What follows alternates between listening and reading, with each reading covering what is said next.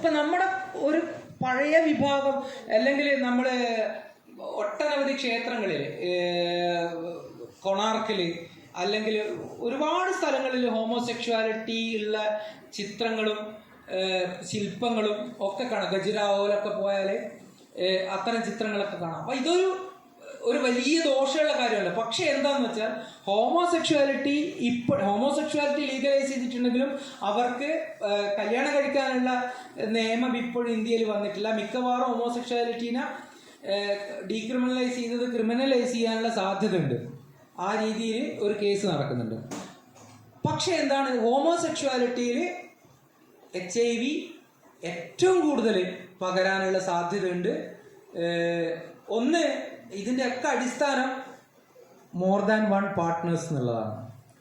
കാരണം ഞാൻ വിചാരിക്കും എൻ്റെ പാർട്ട്ണർക്ക് വേറെ ആരുമായിട്ടൊരു ബന്ധവുമില്ല, പക്ഷെ എനിക്ക് 2-3 ആളായിട്ട് ബന്ധമുണ്ട്.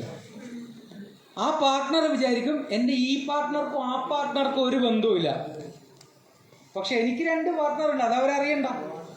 അങ്ങനെ ഒരു ചെയിന് പോയി പോയി പോയി പോയി എവിടെയെങ്കിലും ഒരു സ്ഥലത്ത് കറണ്ട് ഉണ്ടെങ്കിൽ, കറണ്ട് ഞാൻ ഉദ്ദേശിച്ച് HIV അല്ലെങ്കിൽ ഏതെങ്കിലും HIV ആയിക്കോട്ടെ, ഹെപ്പറ്റൈറ്റിസ് ആയിക്കോട്ടെ, അല്ലെങ്കിൽ വേറെ ഏതെങ്കിലും സിഫിലിസോ ഗൊണേറിയോ അതുപോലെ തന്നെ ക്ലമൈഡിയ, അങ്ങനെ ഒരുപാട് ലൈംഗിക രോഗങ്ങളുണ്ട്. ഇതൊക്കെ ഉണ്ടെങ്കിലും ഇങ്ങനെ മെല്ലെ ലൈനിലൂടെ വന്ന് നമുക്കും വരും.